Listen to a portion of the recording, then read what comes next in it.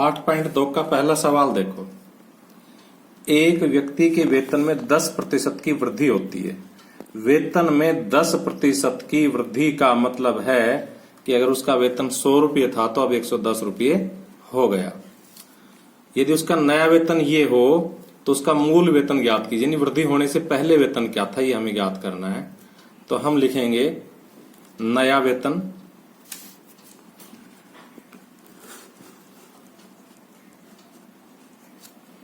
बराबर 1,54,000 रुपये। वेतन वृद्धि बराबर 10%। और इस स्टेटमेंट को पकड़ करके हम अपना एक लाइन लिखेंगे और वो लाइन पूर्णतः हमारे दिमाग से लिखी जाती है। इस वेतन वृद्धि 10% का मतलब हम सीधा यहां लिखेंगे और हम लिखेंगे कि यदि नया वेतन 110 रुपये तो मूल वेतन बराबर 100 रुपये। ये लाइन हमने स्वयं अपने विवेक से लिखी है।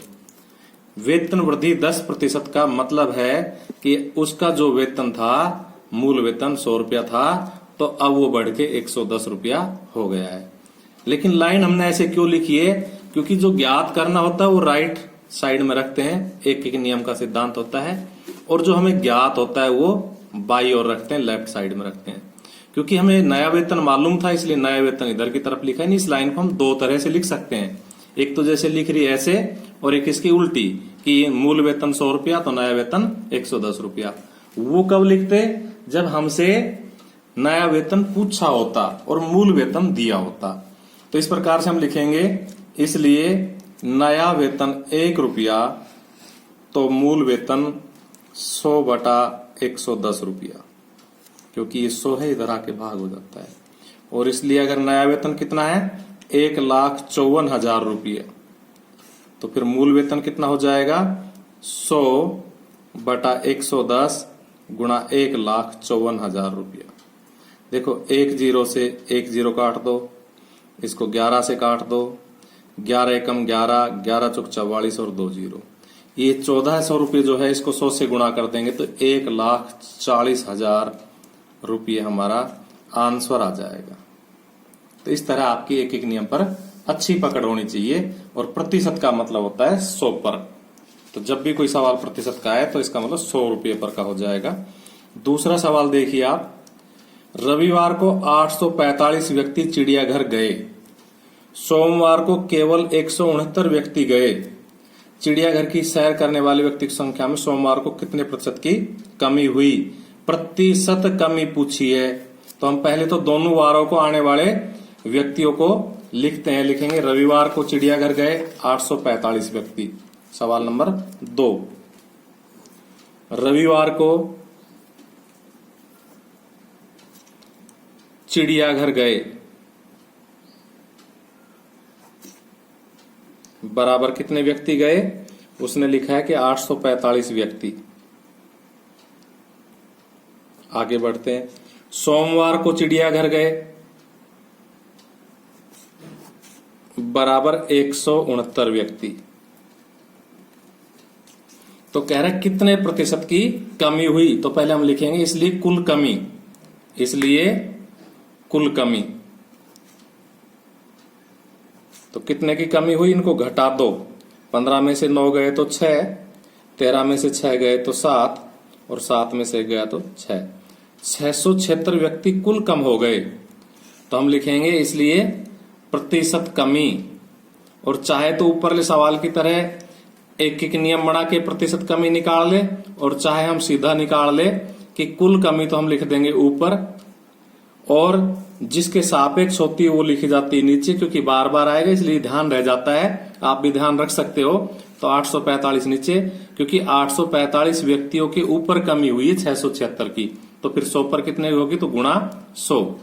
इस प्रकार से हम डायरेक्ट भी कर सकते हैं, अन्यथा एक एक नियम से करते कि भाई जब 845 व्यक्ति तो कमी हुई 676, एक तो कमी हुई 676/845, तो 100 तो गुणा 100, तो ये सीधा ध्यान रह जाता है।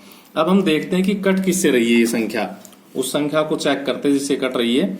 5 से तो कट ही रही है, 5 से काट दो कि भाई 5 दूनी 10, 20 आ जाएगा। और ये 5 से काटेंगे तो 5 एकम 5, 5 छंग 30 और 5 नीम 45। इस प्रकार से ये 169 आ गया। तो निश्चित रूप से 169 के पहाड़े में ये आता होगा, तो 16 चौकू 64, 4 बार काट देगा। ये कितनी बार काट देगा? 4 बार। 169 चौकू 676 होते हैं।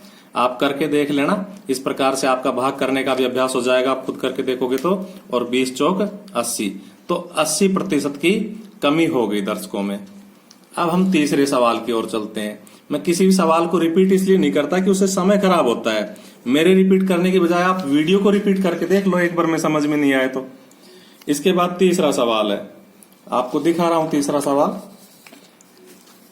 एक दुकानदार रुपये 2400 में 80 वस्तुएं खरीदता है, यानी कि उसके पास 2400 रुपये में और 80 वस्तु खरीदने के मतलब सिस्टम बैठा हुआ है, यानी कि 80 वस्तु उसको मिल रही है 2400 रुपये में। उन्हें 16% लाभ पर बेचता है। एक वस्तु का विक्रय मूल्य ज्ञात करना है। तो देखिए सवाल में से हम निष्कर्ष निचोड़ निकाल लेते हैं कि कुल वस्तु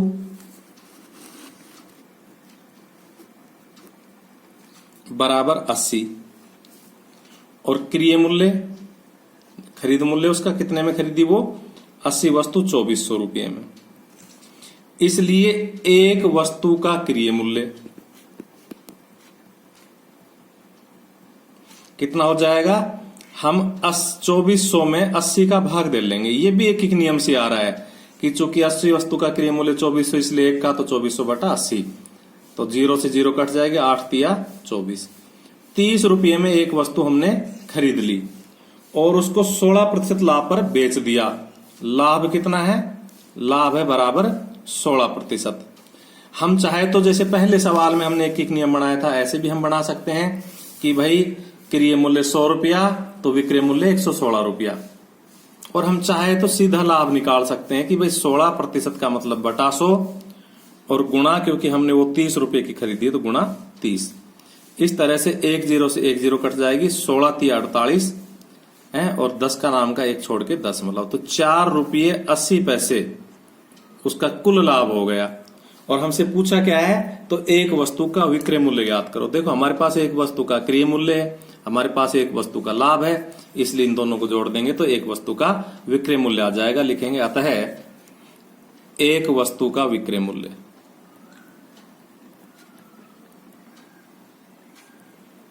और हम 30 में 4.80 जोड़ देंगे तो 34 रुपये 80 पैसे, यानी 34.80 रुपये हमारा उत्तर आ जाएगा। अब हम चौथे सवाल की ओर गमन करते हैं और हमारा चौथा सवाल है, आपको दिखा देते हैं एक बार चौथा सवाल, कि एक वस्तु का मूल्य 15,500 था, 450 इसकी मरम्मत पर खर्च किए गए।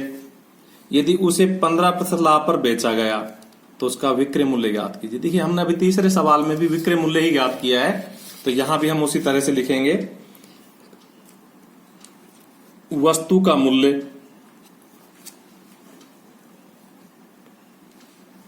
बराबर 15,500 रुपये। मरम्मत खर्च, भाई जब मरम्मत में खर्च होंगे वो भी उसका क्रिय मूल्य में ही जुड़ जाएंगे, यानी कि क्रिय मूल्य में ही माना जाएगा। तो मरम्मत खर्च बराबर उसने खर्च कर दिए 450 रुपये।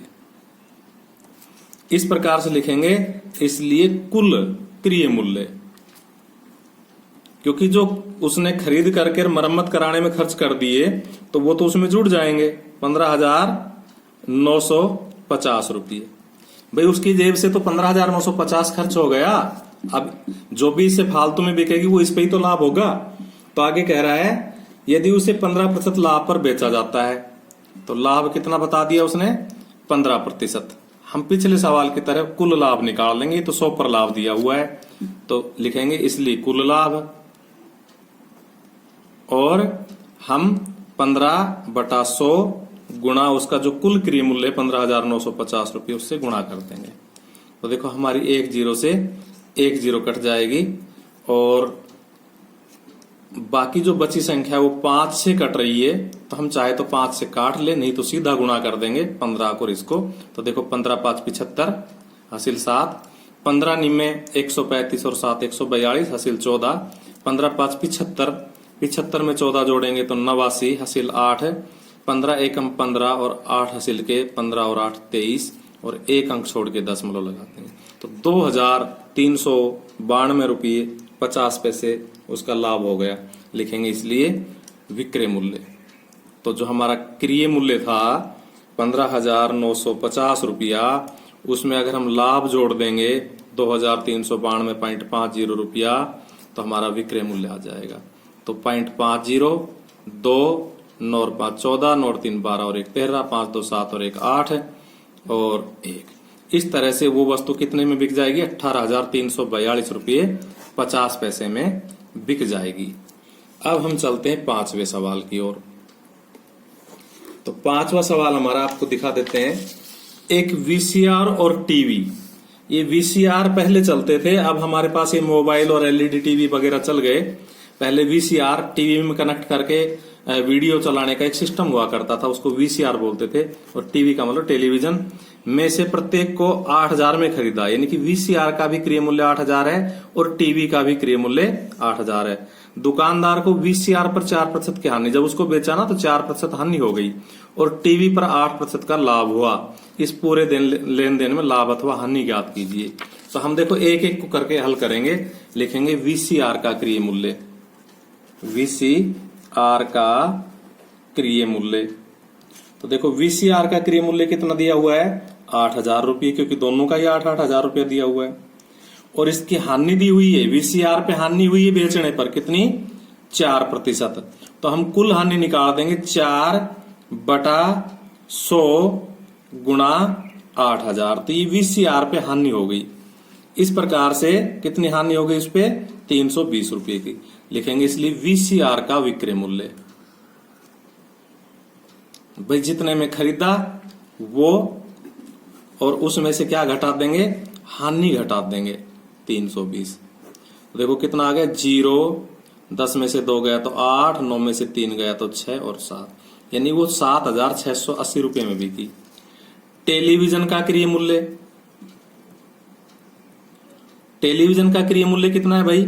वही 8,000 रुपये, क्योंकि दोनों 8,000 रुपये में खरीदी थी। लेकिन टेलीविजन बेचने पर उसको लाभ हुआ कितना? 8%। लाभ बराबर 8%, यानी कि 8/100 गुणा 8,000। वही 2 जीरो से 2 जीरो कट जाएगी, 640 रुपये। अब हम लिखेंगे इसलिए टीवी का विक्रय मूल्य।